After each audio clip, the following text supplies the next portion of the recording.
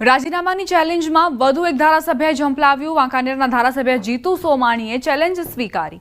જીતુ સોમાણીએ ગોપાલ ઇટાલિયા જીતે તો રાજીનામું આપી દેવાની તૈયારી દર્શાવી।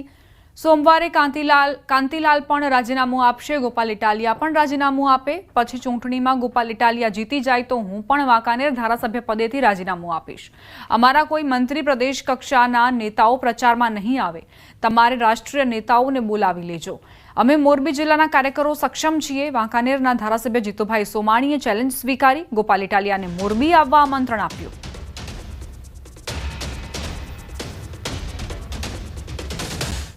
સોમવારે તારીખ 14ના રોજ બંને અધ્યક્ષશ્રી પાસે જાય, ત્યાં એમના રાજીનામા આપે અને ચેલેન્જ સ્વીકારે। અને એ ચેલેન્જમાં જો ગોપાલભાઈ ઇટાલિયા મોરબીની સીટ જીતી જાય તો પણ હું ચેલેન્જ ફેંકું છું કે હું વાંકાનેરના ધારાસભ્ય તરીકે રાજીનામું આપીશ। એ વાત પણ ચોક્કસ છે। આજે પણ મોરબીમાં બિસ્માર રોડ, ગટર, પ્રાથમિક સુવિધા સામે જનતાનો રોષ જોવા મળ્યો। ફરી એક વખત મોરબીમાં જનતા ચક્કાજામના સહારે આવી। ખરાબ રોડ, ઉભરાતી ગટરો સામે જનતાએ ચક્કાજામ કર્યો। રવાપર ધુનડા રોડ પર સ્થાનિકોના ચક્કાજામ, થાળી વેલણ વગાડીને મહિલાઓએ દેખાવ કર્યા। નિરાકરણ નહીં થાય ત્યાં સુધી હટીએ નહીં તેવી વાત તેમણે કરી। સ્થાનિકોનો આક્ષેપ છે કે અમારે ભજીયા નથી ખાવા, અમારે સારા રસ્તા અને સારી સુવિધાઓ જોઈએ છે। રોડ બનાવ્યો તો જેદી તેદી એક જ મહિનો ચાલ્યો છે, તરત જ ખાડા થઈ ગયા છે। છોકરાને લઈને નીકળવું હોય કેવી રીતના લઈને નીકળવું? છોકરા 2 વખત પડી ગયા, છોકરાનો હાથ ભાંગી ગયો તો એક છોકરા મોઢામાં લાગ્યું। શું તમે દેવા આવશો? બધું તમે કામ કરાવવા આવશો? અમારા છોકરાને એકલા હાથે હાથ હચવવા છે। આ 7 થી 8 વર્ષથી તો ખાડા નથી પૂરતા, એનું શું અમારે કરવાનું? એનો કઈક નિર્ણય આપો। મત લેવો હોય તો કેમ ભજીયા ખવડાવવા આવો હો તમે? અમારે ભજીયા નથી ખાવા, ઈ ભજીયાનો રોડ થઈ જશે। અમારે રોડ કરવા, અમારે ભજીયા નથી ખાવા। જ્યારે મત લેવો હોય ત્યારે બધા ઉમેદવારો કાર્યાલયમાં ભજીયા ખવડાવે, સોસાયટીમાં ભજીયા ખવડાવે, ઓલું ખવડાવે। અત્યારે બહેનો આંદોલન કરીને ઊભા છે તો પાણી પીવડાવાય કોઈ નથી આવતું। મોરબી શહેર અને જિલ્લામાં ધોવાઈ ગયેલા રસ્તાઓને લઈને લોકો ત્રસ્ત બન્યા છે અને છેલ્લા 2 દિવસમાં 3 સ્થળે ચક્કાજામ કરી તંત્રને જાગૃત કરવાનું કામ કરાયું। ત્યારે તંત્ર હવે હરકતમાં આવી મોરબી માટે વોર્ડ પ્રમાણે હેલ્પલાઇન નંબર જાહેર કર્યું છે અને કર્મચારીઓની નિમણૂક કરવામાં આવી છે, જ્યાં લોકો સીધી ફરિયાદ નોંધાવી શકશે। હવે કોઈ પણ સમસ્યા હોય તો હેલ્પલાઇન નંબર પર ફોન કરો, નહીંતર સીધો કલેક્ટરને પણ ફોન કરી શકશો। કલેક્ટર KB ઝવેરીએ પણ જનતાને અપીલ કરી કે હેલ્પલાઇન નંબર પર સમસ્યા જણાવો એટલે તરત કાર્યવાહી થશે।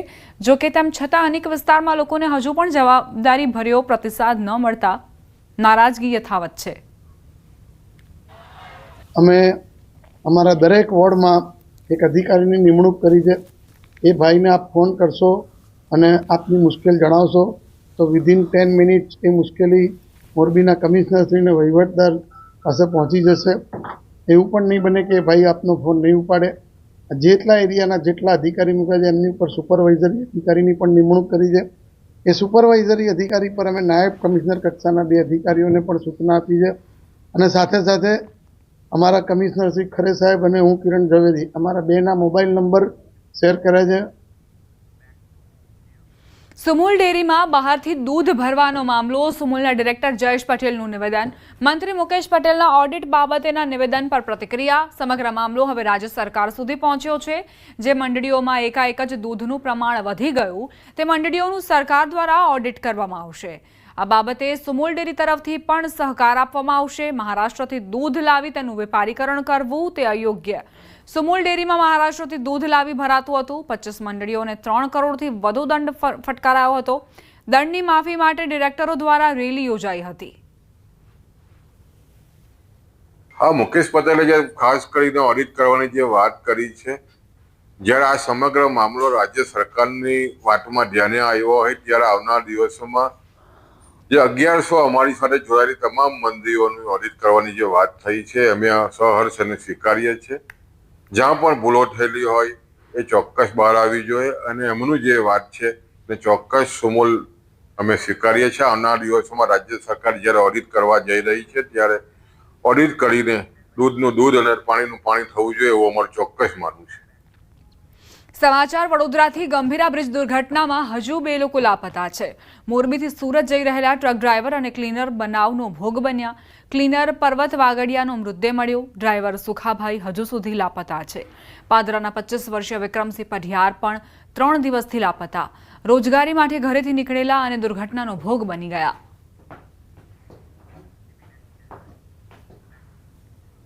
ન્યૂઝ 18ના અહેવાલ બાદ તંત્ર દોડતું થયું. જર્જરિત બ્રિજનો અહેવાલ પ્રસારિત કર્યો હતો ન્યૂઝ 18 ગુજરાતીએ. બનાસકાંઠાના બ્રિજોની તપાસ માટે ટીમો બનાવાઈ. પાલનપુર અંબાજી બ્રિજ જર્જરિત હાલતમાં છે. કલેક્ટરે પણ જર્જરિત બ્રિજની મુલાકાત લીધી. મેરવાડા પાસે આવેલા 60 વર્ષ જૂના બ્રિજની મુલાકાત લીધી. બનાસકાંઠા જિલ્લામાં આવેલા 149 બ્રિજોની તંત્ર દ્વારા સેફટી તપાસ કરવામાં આવી રહી છે. જોકે તંત્રની તપાસમાં ઇકબાલગઢથી ખારાને જોડતો બ્રિજ ક્રિટિકલ હોવાનું સામે આવ્યું અને તંત્ર હરકતમાં આવ્યું. અત્યારે આ બ્રિજ પરથી ભારે વાહનોનો પ્રવેશ પર પ્રતિબંધ ફરમાવી દેવામાં આવ્યો છે. પાલનપુર તાલુકાના મેરવાડા રતનપુર ગામ વચ્ચે ઉમરદશી નદી ઉપર આવેલો વર્ષો જૂનો પુલ પણ જર્જરિત હાલતમાં છે. ત્યારે જિલ્લા કલેક્ટર અને વહીવટીતંત્ર મેરવાડા બ્રિજ ઉપર પહોંચીને બ્રિજની ચકાસણી કરી હતી. જૂનો બ્રિજ જે 1964માં બન્યો હતો, આથી નવો બ્રિજ મંજૂર કરી દેવામાં આવ્યો છે અને એની ટેન્ડર પ્રક્રિયા પણ પૂર્ણ કરી દેવામાં આવી છે. બનતા સુધી આ જે જુલાઈ મહિનાના અંત સુધીમાં નવા બ્રિજ માટેનો જે વર્ક ઓર્ડર છે એ પણ આપી દેવામાં આવશે. સાથોસાથ ભાદરવી પૂનમના જે મેળો છે એને ધ્યાનમાં લઈ તથા મોટાભાગના જે શ્રદ્ધાળુઓ છે આ બ્રિજ ઉપરથી પસાર થતા હોવાથી તે તમામ બાબતોને ધ્યાનમાં લઈ અને કાર્યવાહી કરવામાં આવશે. બનાસકાંઠાના ધાનેરામાં વર્ષ 1986માં બનેલ રેલ નદી ઉપર ઓવરબ્રિજ થાવર પાસેથી પસાર થતો આ ઓવરબ્રિજ અતિ જર્જરિત હાલતમાં છે. સાથે જ આ બ્રિજ બનાસકાંઠાથી રાજસ્થાનને જોડે છે, જે જેસલમેર સુધી જાય છે. BSF આર્મીના વાહનો પણ આ બ્રિજ પરથી પસાર થતા હોય છે. બ્રિજ પર અનેક જગ્યાએ ખાડાઓ પડી ગયા છે. ઉપરાંત બંને સાઈડ જે પ્રોટેક્શન વોલ આવેલી છે તે વોલ પણ જર્જરિત હાલતમાં છે. જ્યારે મોટા વાહનો આ બ્રિજ પરથી પસાર થાય છે ત્યારે બ્રિજ પર વાઇબ્રેશન વધી જતા નાના વાહન ચાલકો પણ આ બ્રિજ પરથી પસાર થતા ડરી રહ્યા છે. બ્રિજને રિપેર કરવાની જગ્યાએ તંત્ર માથ પેચવર્ક કરીને સંતોષ અનુભવી રહ્યું છે. સ્થાનિકોએ તાત્કાલિક બ્રિજની કામગીરી કરવા માટે અપીલ કરી. ધાનેરાના રેલવે પુલ ઉપરથી નીકળ્યો ત્યારે રેલવેના અંદર એટલી બધી રેલ પુલના ઉપર ધુજારી મારતી હતી કે ખરેખર આ 86-87ના અંદર ધાનેરાનો પુલ બનેલો અને હવે જાનનું જોખમ છે. લોકોનું આંદોલન કરવું જોઈએ અને સત્ય બહાર લાવવું જોઈએ કે ખરેખર આ પુલ ભયંકરમાં ભયંકર નુકસાન કરશે એવું મને આજની તારીખમાં લાગે છે. ગુજરાતથી રાજસ્થાનને જોડતા નેશનલ હાઈવે નંબર 168 પર આવેલા બ્રિજનું રિયાલિટી ચેક કરવા અમે પહોંચ્યા છીએ. આપણે સીધા જ દ્રશ્યો બતાવીશ આ બ્રિજના કે જે 1986 ને 87માં બનાવવામાં આવ્યો હતો. આ બ્રિજ જે છે તે બનાસકાંઠાથી રાજસ્થાનના જેસલમેરને જોડતો આ મુખ્ય બ્રિજ છે કે જ્યાંથી સેનાના અને BSFના વાહનો પણ અનેકવાર પસાર થતા હોય છે. અને આ બ્રિજ જે ધાનેરાથી થાવર વચ્ચે આવેલો છે, રેલ નદી ઉપરનો આ બ્રિજ છે. 1986-87માં બ્રિજ બન્યો હતો અને અત્યારે આ બ્રિજનો જે ઉપરનો ભાગ જે છે તે અત્યારે જર્જરિત બન્યો છે. અનેકવાર રિપેરિંગ કરવાની માંગ કરવામાં આવી છે, પરંતુ આ બ્રિજનું રિપેરિંગ કરવામાં ના આવતા આ બ્રિજની બંને જે સાઈડો છે તે બંને સાઈડોની હાલત અત્યારે આ બંને સાઈડો જર્જરિત બની છે. અને આ બ્રિજની બંને સાઈડો જો કોઈ મોટો અકસ્માત થાય તો ગમે ત્યારે આ બ્રિજની જે બંને સાઈડો છે તે સાઈડો તૂટી શકે છે. તે ઉપરાંત બ્રિજ પર એટલા ખાડા પડ્યા છે કે ગમે ત્યારે આ બ્રિજનો કેટલોક ભાગ છે ત્યાં મોટો ભૂવો પણ પડી શકે છે. હવે જોવાનું રહેશે કે વહીવટીતંત્ર અને નેશનલ હાઈવે ઓથોરિટી દ્વારા આ બ્રિજનું રિપેરિંગ ક્યારે કરવામાં આવે છે. કિશોર તુવર, ન્યૂઝ 18 ગુજરાતી, બનાસકાંઠા. ચોમાસામાં પડેલા વરસાદના કારણે રોડ રસ્તા પર ખાડારા જોવા મળી રહ્યું છે. ફક્ત ગામના રોડ જ નહીં પરંતુ નેશનલ હાઈવે પર પણ ખાડાઓનું સામ્રાજ્ય જામ્યું છે.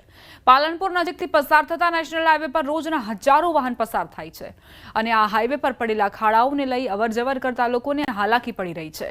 ચોમાસામાં પ્રથમ વરસાદે તંત્રની કામગીરીની પોલ ખોલી નાખી. આ ખાડા લોકોને તો દેખાઈ રહ્યા છે, પણ તંત્રના આંખે પાટા બાંધેલા હોવાથી તંત્ર આ ખાડા જોઈ શકવામાં સક્ષમ નથી. લોકો કહી રહ્યા છે કે તંત્ર જરાક આંખના પાટા ખોલશે તો આ સ્થિતિ નજરે પડશે. જો આવી જ સ્થિતિ રહી તો અકસ્માતોની સંખ્યા પણ વધતી જ જશે. હાઈવે ઉપરના જેટલા પણ રોડ હોય છે એ ચોમાસામાં બિસ્માર હાલતમાં થઈ જાય છે. એ હાઈવેની દુર્દશા એટલી ખરાબ હોય છે કે વાહન ચાલકો તો શું પણ રાહદારીઓને પણ ત્યાંથી ચાલવું મુશ્કેલ થઈ જાય છે.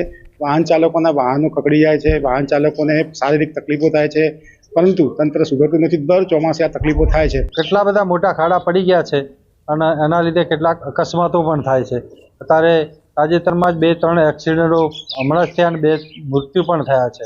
એટલે ખરેખર એક મોટા ખાડાઓમાં એક્સિડન્ટથી બચવા માટે આને તાત્કાલિક એના રિપેર કરવું જોઈએ. પાલનપુરમાંથી પસાર થતા નેશનલ હાઈવે પર વાહનોની ભારે અવરજવર રહી છે. જેમાં તાજેતરમાં 8 ઇંચ જેટલો ભારે વરસાદ પડ્યો. એમાં ઠેર ઠેર મોટા ગાબડા પડ્યા છે. જે ગાબડામાં પાણી ભરવાને લઈ વાહનો ફપકાઈ રહ્યા છે. જેનાથી ભવિષ્યમાં મોટી જાનહાની થવાની સંભાવના વ્યક્ત થઈ રહી છે. કાળજુ કંપાવી દેતી ઘટના બાદ પણ આજે મહેસાણાના કડીના વાહન ચાલકો મોતને મુઠ્ઠીમાં રાખી બ્રિજ પરથી પસાર થઈ રહ્યા હોય તેવું લાગી રહ્યું છે. તમે નહીં માનો, આ ધ્રુજતો બ્રિજ હજારો વાહન ચાલકોને દરરોજ ધ્રુજાવે છે. રંગપુરા બોરીસાણા નર્મદા કેનાલ પર બનેલા બ્રિજ પર કાયદેસર કંપન અનુભવાય છે. એટલું જ નહીં, બ્રિજની હાલત એટલી દયનીય છે કે લોકો અહીંથી પસાર થતા ડર અનુભવી રહ્યા છે. બ્રિજ પર જાણે કે સળિયા ઊંચા કરીને તંત્રને બોલાવી રહ્યો હોય તેવું લાગી રહ્યું છે. આ બ્રિજ જોતા એક નજરે તો એવું લાગશે કે આ કોઈ રાજા મહારાજા સમયનો પુલ હશે, પણ ના, આ બ્રિજ અંદાજે 30 વર્ષ પહેલા જ બનાવવામાં આવ્યો છે. બ્રિજમાં એક વાર તો તૂટી ગયો, રિપેર કરેલો છે. ભવિષ્યમાં બીજી વખત તૂટેલો છે આ બ્રિજ અને જોખમ પૂરેપૂરું છે. એની રેલિંગો બેલિંગ બધું તૂટી ગયું છે. ભવિષ્યમાં કોઈકની ગાડીઓ બાડીઓ સીધી કેનાલમાં પડે એવી પરિસ્થિતિ છે. સરકારના અને સરકારના જે અધિકારીઓ હોય એમને ખરેખર આ ધ્યાનમાં લઈને અને કોઈ બી હાનિ ના થાય, જીવ હાનિ ના થાય એના માટે તકેદારી રાખ્યા જેવી જરૂરી વસ્તુ. કેનાલનો બ્રિજ છે એ 40 કે 45 ટનની ગાડી જાય તો એ ધધરજ એટલે તૂટી જાય એવો છે એમ. એટલે એને રિપેર કરવો કે નવો બનાવવો એવી અમારી માગણી છે. બોરીસાણાનો બ્રિજ છે અને આ જોખમી એટલો છે કે અહીંયાથી નીકળે, ભારે વાહન નીકળે તો બી વાઇબ્રેશન લે છે. અને આવો નવો બ્રિજ આ સામે છે એ હમણાં 2 મહિના પહેલાં પડી ગયો, વચ્ચેથી પડી ગયો છે બ્રિજ આખો. બસ એ જ હાલત આની છે. એની કન્ડિશન તમે જોઈ શકો છો. બ્રિજ ઉપર એવું લાગતું હોય તો 2 મિનિટ ઊભું રહીને તમે જોઈ શકો છો આખો બ્રિજ વાઇબ્રેટ મારે છે. તો તંત્ર અજાણ કે પછી જાણી જોઈને અજાણ બની રહ્યું છે તે એક મોટો સવાલ છે, કારણ કે અહીં સતત કંપન અનુભવાઈ રહ્યું છે. મહેસાણા જિલ્લાના કડીથી થોર સાણંદ જવાનો જે રોડ છે ત્યાં રોડ પર નર્મદા કેનાલ પર બનાવવામાં આવેલ બ્રિજની હાલત હોય છે તે દયનીય બની છે. તમે જોઈ શકો છો હાલમાં આ જે બ્રિજના બાજુની જે દિવાલ હોય છે તે જર્જરિત બની જઈ ચૂકી છે. હાલ તમે દ્રશ્યો જોઈ શકો છો કે આની જે ખિલારી હોય છે તે જોઈ શકાય છે. ગમે તે સમયે મોટી જે દુર્ઘટના હોય છે તે ઘટી શકે છે. તો બીજી બાજુ બતાવવાની કોશિશ કરીશ કે આ જે તમે દિવાલ જોઈ શકો છો, દિવાલની જે હાલત હોય છે ખૂબ જ દયનીય બની છે. તેમજ રોડ પર પણ જે હાલત હોય છે, રોડની હાલત પણ ખરાબ છે. હું બીજી બાજુ દ્રશ્યો બતાવીશ કે અહીંયા 2 થી 3 કિલોમીટર દૂર જે એક પુલ આવેલો છે તે પુલ પણ થોડા સમય પહેલા જ તૂટી ગયો હતો, જેમાં જે એક જેસીબી હોય છે નીચે પડ્યું હતું. એટલે અહીંયા પણ ગમે તે સમયે જે દુર્ઘટના હોય છે તે ઘટી શકે છે તેવું સ્થાનિકો કહી રહ્યા છે. સ્થાનિકો હેરાન પરેશાન થઈ રહ્યા છે.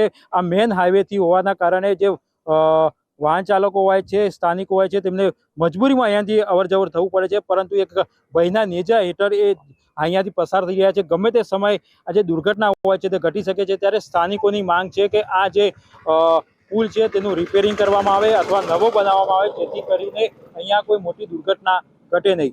કેતન પટેલ, ન્યૂઝ 18 ગુજરાતી, મહેસાણા.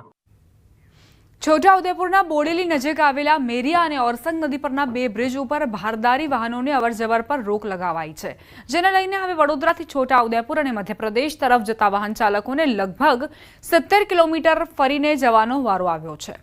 બ્રિજનું નિરીક્ષણ કર્યા બાદ જિલ્લા કલેક્ટરે હાલ તકેદારીના ભાગરૂપે આ બંને બ્રિજ પરથી ભારે વાહનોને પસાર થવા માટે રોક લગાવી દીધી છે.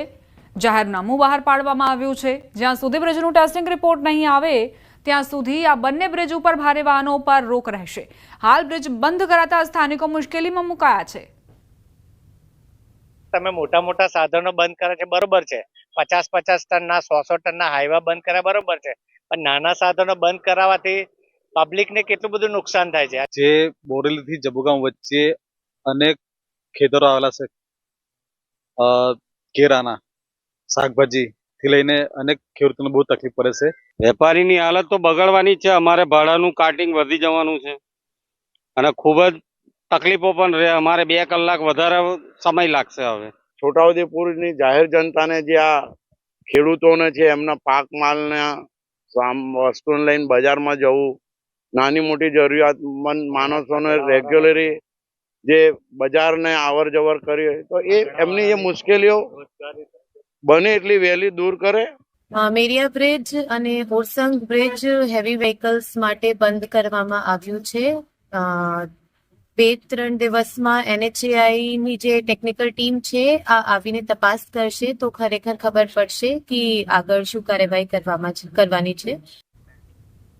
તંત્ર દ્વારા લોકોને ખંડેર અને જર્જરિત મકાનથી દૂર રહેવા માટે નોટિસ આપવામાં આવે છે, પરંતુ નોટિસ આપતું ધાનેરા પાલિકા તંત્ર ખુદ અસુરક્ષિત છે. પાલિકાની 25 વર્ષ જૂની બિલ્ડિંગની છતમાં જર્જરિત હાલત નજરે પડી રહી છે. 2 દિવસ પહેલા જ પોપડા પડ્યા હતા, જો કે કર્મચારીઓ હાજર ન હોવાથી કોઈ જાનહાનિ થઈ ન હતી. જે બાદ પાલિકાના જર્જરિત શૌચાલયને તાળા મારી દેવામાં આવ્યા. 2001માં બનેલું પાલિકાનું બિલ્ડિંગ છેલ્લા 2 વર્ષથી પોપડા પડતી દિવાલો સાથે જીવના જોખમે કાર્યરત છે. કર્મચારીઓ અને નગરજનો ભયના ઓથાર હેઠળ અહીં કામગીરી માટે આવતા હોય છે, જ્યારે જન્મ મરણ અને વેરા વિભાગને સિવિક સેન્ટરમાં તબદીલ કરવામાં આવ્યા છે. લોકોને સલામતીના સૂચનો આપી રહેલું તંત્ર પોતે અસુરક્ષિત માહોલમાં કાર્ય કરતા ચર્ચાનું કેન્દ્ર બન્યું છે. દીવા તળે અંધારું એ કહેવત છે એવું લાગે છે. ધાનેરા નગરપાલિકાની ખુદ કચેરી પણ જર્જરિત હાલતમાં છે. આપ જોઈ શકો છો કે ઉપર લોખંડ ખુલ્લું દેખાય, પોપડા પડે, રોજ હજારો માણસની અવરજવર હોય છે.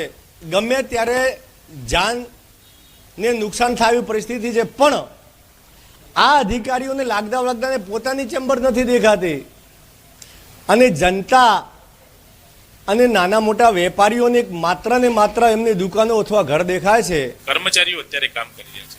કર્મચારીઓને પણ કચેરીની બાકીની શાખાઓ છે એને શિફ્ટ કરવા માટે બાજુમાં અર્બન હેલ્થ સેન્ટરમાં બિલ્ડિંગની અત્યારે કામગીરી ચાલુ છે. એ ટૂંક સમયમાં અહીંથી એ સેવાઓ પણ ત્યાં આગળ શિફ્ટ કરવામાં આવશે. નગરપાલિકાનું બિલ્ડિંગ અત્યારે લગભગ જર્જરિત હાલતમાં છે અને પૂર્વ તકેદારીના ભાગરૂપે અમે અત્યારે પબ્લિક અવર જવરવાળી જે શાખાઓ હતી કે જન્મ મરણ શાખા, લગ્ન નોંધણી શાખા અને વેરા શાખા, એ શાખાઓ અત્યારે સિટી સિવિક સેન્ટરમાં શિફ્ટ કરી દીધી, જેથી કરીને નાગરિકોની અવરજવર બિલકુલ ઓછી રહે અને કોઈ એવી સંભવિત દુર્ઘટના ટાળી શકાય. ચોમાસાના લીધે કોઈ બિલ્ડિંગ જર્જરિત હોય ને પડી જાય અને જાનહાનિ થાય એના કરતાં પૂર્વ તકેદારના ભાગરૂપે અમે વ્યક્તિગત નોટિસો પણ આપેલી છે. ધાનેરા નગરપાલિકામાં દીવા તળે જ અંધારું જોવા મળી રહ્યું છે.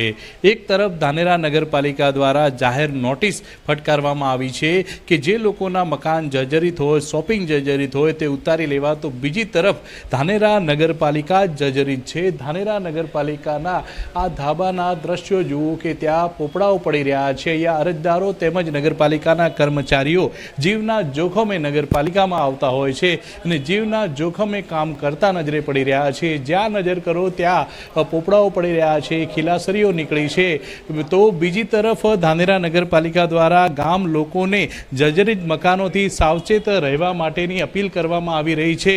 તો ધાનેરા નગરપાલિકા જ અત્યારે સુરક્ષિત જોવા નથી મળી રહી. ધાનેરા નગરપાલિકામાં પોપડા પડતા જે ટોયલેટો છે ત્યાં પણ અત્યારે તાળા મારી દેવામાં આવ્યા છે, જેથી નગરપાલિકાના કર્મચારીઓ તેમજ જે લોકો છે તેમને બહાર ટોયલેટ માટે પણ જવું પડતું હોય છે. તો બીજી તરફ ચીફ ઓફિસરની જે બેસવાની જે ઓફિસ હતી ત્યાં પણ ખીલાસરીઓ નીકળી ગઈ છે, તેમજ પોપડાઓ પડતા હોવાથી તે પણ બંધ કરવામાં આવી છે. અત્યારે પણ તમે દ્રશ્યોમાં જે પ્રમાણે જોઈ શકો છો કે ભયના ઓથા હેઠળ કર્મચારીઓ અત્યારે કામ કરી રહ્યા છે. ગમે ત્યારે આ જે પોપડાઓ છે તે કર્મચારીઓ કે નગરપાલિકામાં આવતા અરજદારો પર પડી શકે છે, પરંતુ ધાનેરા નગરપાલિકા દ્વારા આ જે ઓફિસો છે તે અન્ય જગ્યાએ અત્યારે ખસેડવામાં નથી આવી અને લોકોને સલાહ આપવામાં આવે છે કે ગામમાં જે જર્જરિત મકાનો આવેલા છે તે મકાનો ઉતારી દેવા અને તે મકાનો પાસેથી પસાર થવું નહીં.